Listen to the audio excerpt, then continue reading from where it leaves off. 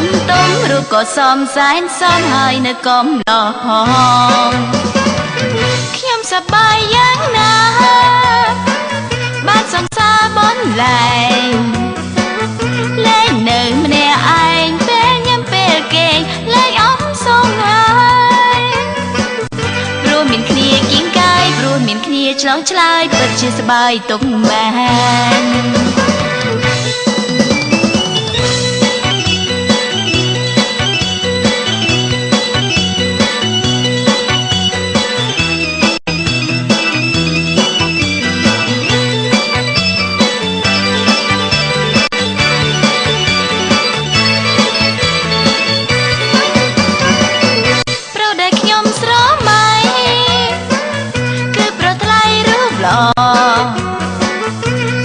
มันสะอาดสอให้มันเจงพอมันงอดังขยมเราหนูรึงรุมตุ้มรูปก็ซ้อมสายซ้อมให้ในกอมหล่อหอง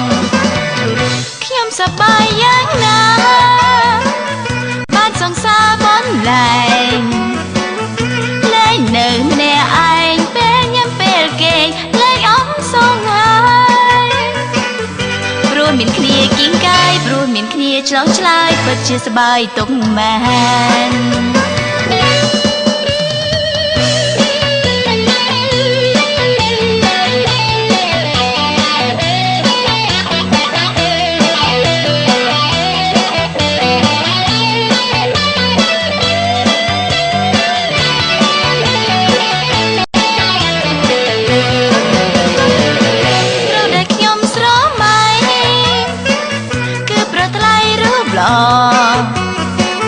ใส่มันสะอาดสอให้มันเจงพอมันงอดังขย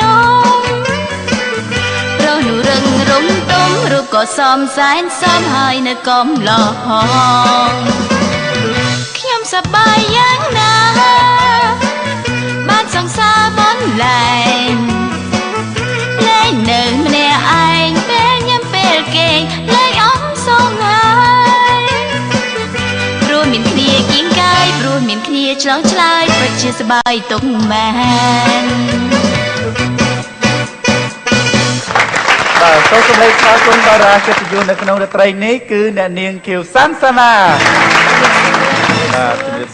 ជំរាបសួរចាអរគុណច្រើនថ្ងៃនេះគឺមានកិត្តិយសណាបាននៅខាងចាស្ថានីយ៍ទូរទស្សន៍អប្សរាចេញនេះខ្ញុំមកធ្វើជាតារាកិត្តិយសឲ្យឈៀងហើយណាលើកទី1នៅដែលលើកជ្រៀងធ្វើពិធីក11ឆ្នាំឯងមិនដែលភ័យដូចថ្ងៃនេះចាខ្លាចបាទខ្លាចទេមានអារម្មណ៍ថាណាអ្វីដែលជាខុសពីទេពកោសល្យខ្លួនឯងហើយនឹងមានអារម្មណ៍ភ័យខ្លាចចាអញ្ចឹងបានគិតមកថាមនុស្សយើងមិនមែនកើតមកឃើញគេធ្វើអីបានចង់ធ្វើដូចគេណាដូចខ្ញុំឃើញតារាល្បីឧទាហរណ៍គាត់ខ្ញុំស្រឡាញ់មានសុខសុភាឃើញគាត់ជាងបានមិនបានន័យថាសាណាជាងបានបាទចាតែប្លែកនេះខ្ញុំជឿថាលោកអ្នកដែលជាទូរទស្សនិកជនរបស់ស្ថានីយ៍ទូរទស្សន៍អប្សរាហើយថ្ងៃនេះសម្រាប់លោកអ្នកដែលធ្លាប់តែឃើញខ្ញុំតាម CTN និង My TV ក៏អត់ប្រកាសនេះឃើញខ្ញុំជាងមិនមែនជាដូចជាអាជីពទេគាត់ជាខ្ញុំគិតថាលើកទី1ដែលខ្ញុំឮកញ្ញានាងខៀវសាសនាគាត់ជាងគាត់ធ្លាប់កន្លងមកយើងធ្វើការរួមគ្នាអត់ដែរទៅជាងធ្លាប់តែឃើញតែនិយាយសុទ្ធហ្មងចាគាត់ជាងដែរជាងបំពេកូនជាងបំពេស្វាមីឲ្យដល់ពេលហ្នឹងខ្ញុំអត់នៅផងមិនឮអត់ឮផងហ្នឹងដូច្នេះនៅក្នុងរាត្រីនេះបានឮបាទជឿសិនណាជឿសិនចាអរគុណពិតជាពិសេសណាស់សម្រាប់កម្មវិធីប្រស្នានៅក្នុងរាត្រីនេះវត្តមានរបស់បងស្រីខៀវសាន់សាណាគឺជាពិធីការនីដ៏ល្បីល្បាញចូលរួមនៅក្នុងកម្មវិធីបងដឹងហើយថ្ងៃនេះដួងតារាទាំង3ដួងទស្សទាយបងត្រូវទាំង3ហ៎ចាមានលុយប្រាប់មានទេប្រាប់អត់ទេអត់ដែរបានស្គាល់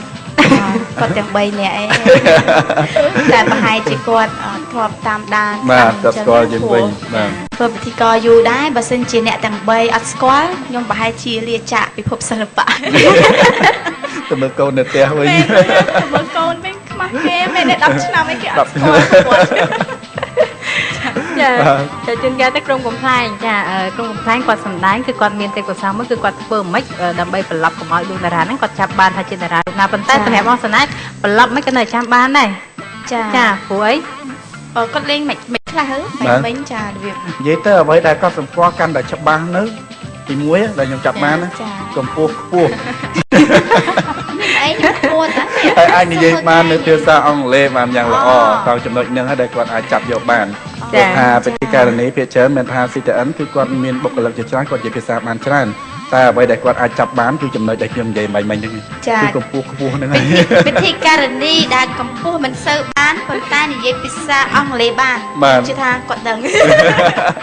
ចាំមើលស៊ីទៅអត់ពិធីការនីដែលអត់ផងទៅលើសោះហើយទៅលើចាំអបខ្លួនឯងទៅចាបើមិនឲ្យព្រោះថាបងសណាមិញពេលដែលនាងខ្ញុំបង្ហាញក្រុមកំ pl គាត់បង្ហាញឲ្យនាងខ្ញុំចាប់បានដែរនាងខ្ញុំចាប់បានទៅនាងខ្ញុំក៏អាចបកស្រាយប្រាប់ទស្សនិកជនជាងក៏ដូចជាដួងតារាទាំង3ដួងបានច្រើនព្រោះថានាងខ្ញុំនៅតនការនាងខ្ញុំប្រឡងហ្នឹងគឺបងសណាជាពិធីករតែម្ដងចាបងចាំបងស្រីចាប្រហែលជា